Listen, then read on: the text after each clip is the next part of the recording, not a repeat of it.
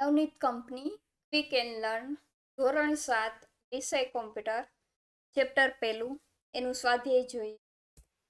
એમાં સૌથી પહેલો પ્રશ્ન ખાલી જગ્યા પૂરો.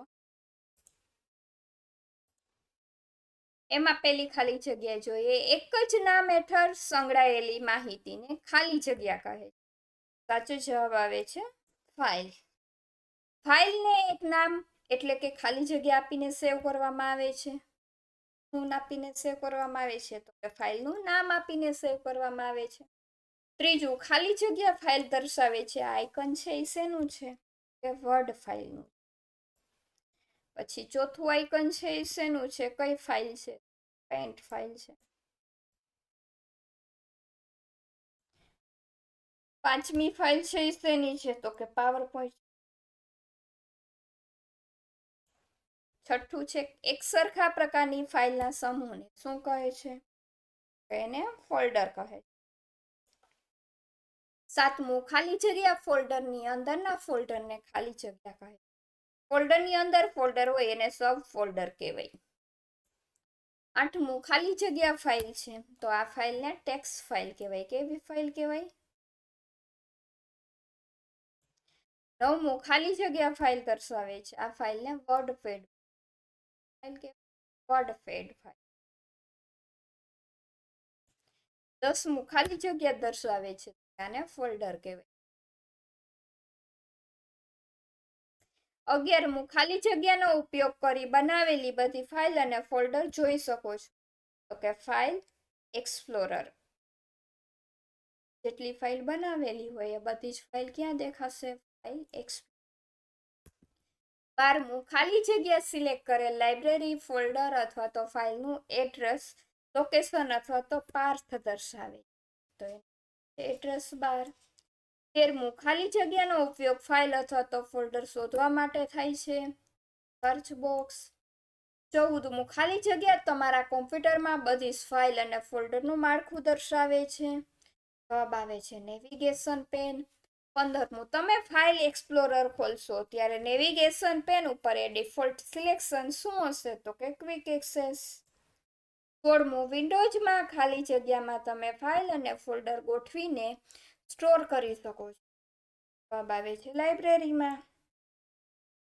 17મું, ખાલી જગ્યા જમણી બાજુના વિભાગમાં ફાઇલ અને ફોલ્ડરની સંખ્યા દર્શાવે છે. જવાબ આવે છે સ્ટેટસ બાર. 18મું, ખાલી જગ્યા ટૂલનો ઉપયોગ નવા ફોલ્ડરની રચના કરવા માટે થાય છે. સાચો જવાબ આવે છે ન્યૂ ફોલ્ડર. 19મું, ન્યૂ ગ્રુપ પર ક્લિક કરી તમે નવી ફાઇલ કે નવું ફોલ્ડર બનાવી શકો છો. સાચો જવાબ આવે છે ન્યૂ આઇટમ. 20મું, આ બટન છે એ શેનું આઇકન બટન છે? તો સાચો જવાબ આવે છે બેક બટન છે. 21, ફાઇલ કે ફોલ્ડર મૂવ કરવા, કોપી કરવા કે ડિલીટ કરવા માટેના ટૂલનો ઉપયોગ ખાલી જગ્યા ટેબ પર ક્લિક કરો. હોમ ટેબ પર. 23, ફાઇલ કે ફોલ્ડરને મૂવ કરવું એટલે કે ખસેડવા માટે ખાલી જગ્યા ટૂલનો ઉપયોગ થાય છે. સાચો જવાબ આવે છે મૂવ ટુ. 23મું, ફાઇલ કે ફોલ્ડરની કોપી કરવા માટે ખાલી જગ્યા ટૂલનો ઉપયોગ થાય છે. Copy to. 24મું, ફાઇલ કે ફોલ્ડરને નવું નામ આપવા માટે ખાલી જગ્યા ટૂલનો ઉપયોગ થાય છે. રીનેમ. 25મું, છેલ્લી ક્રિયાને ઉલટાવવા માટે ખાલી જગ્યા ટૂલનો ઉપયોગ થાય છે. કે અન્ડુ. 26મું, ફાઇલ કે ફોલ્ડરને ડિલીટ કરવા માટે ખાલી જગ્યા ટૂલનો ઉપયોગ થાય છે. આવે છે ડિલીટ. 27, ડિલીટ કરેલ ફાઇલ કે ફોલ્ડર ખાલી જગ્યામાં સ્ટોર થાય છે રિસાયકલ બિનમાં. 28મું, ફાઇલને તેની મૂળ જગ્યા પર રિસ્ટોર કરવા માટે ખાલી જગ્યા ટૂલનો ઉપયોગ થાય છે રિસ્ટોર. 29મું, રિસાયકલ બિનમાંથી બધી જ આઇટમો કોમ્પ્યુટરમાંથી કાયમ માટે ડિલીટ કરવા માટે ખાલી જગ્યા ટૂલનો ઉપયોગ થાય છે એમ્પ્ટી રિસાયકલ બિન.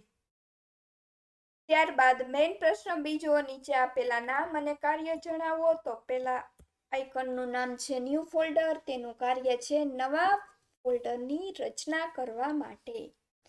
બીજું છે ન્યૂ આઇટમ, નવી ફાઇલ કે નવા ફોલ્ડરની રચના કરવા માટે વપરાય છે. ત્રીજું word, new Microsoft word file રચવા માટે વપરાય છે. ચોથું મૂવ ટુ ફાઇલ કે ફોલ્ડરને મૂવ કરવા એટલે કે ખસેડવા માટે વપરાય છે. પાંચમું કોપી ટુ ફાઇલ કે ફોલ્ડરને કોપી કરવા નકલ કરવા માટે વપરાય છે. છઠ્ઠું રીનેમ ફાઇલ કે ફોલ્ડરનું નામ આપવા માટે વપરાય છે. નવું નામ આપવા માટે. સાતમું ડિલેટ ફાઇલ કે ફોલ્ડરને ડિલેટ કરવા માટે વપરાય છે. આઠમું રિસાયકલ બિન ડિલેટ કરેલ ફાઇલ કે ફોલ્ડરને સ્ટોર એટલે કે સંગ્રહ થાય છે. નવમું restore the selected item file કે ફોલ્ડરને તેની મૂળ જગ્યા પર રિસ્ટોર કરવા. ડિલેટ કરી નાખ્યું હોય તો એ ક્યાં ગયું હોય રિસાયકલ બિન. હવે ત્યાંથી પાછું રિસ્ટોર ઉપર ક્લિક કરો એટલે જે જગ્યાએ આપણી ફાઇલ હતી એ રિટર્ન આવી. 10મું એમ્પટી રિસાયકલ રિસાયકલ બિનમાંથી બધી જ આઇટમો કોમ્પ્યુટરમાંથી કાયમ માટે ડિલીટ કરવા માટે વપરાય. ત્યારબાદ જોડકા જોડો. પેલું છે એની સામે આવતું સી ફાઇલ એક્સટેન્શન, બીજાની સામે ઈ લાઇબ્રેરી, ત્રીજાની સામે ડી ડોક્યુમેન્ટ લાઇબ્રેરી, ચોથાની સામે બી ફાઇલ એક્સપ્લોરર આઇકોન, પાંચમાની સામે એ બેક બટન. અહીં આપણું છે તે પૂરું થાય છે. Thank you.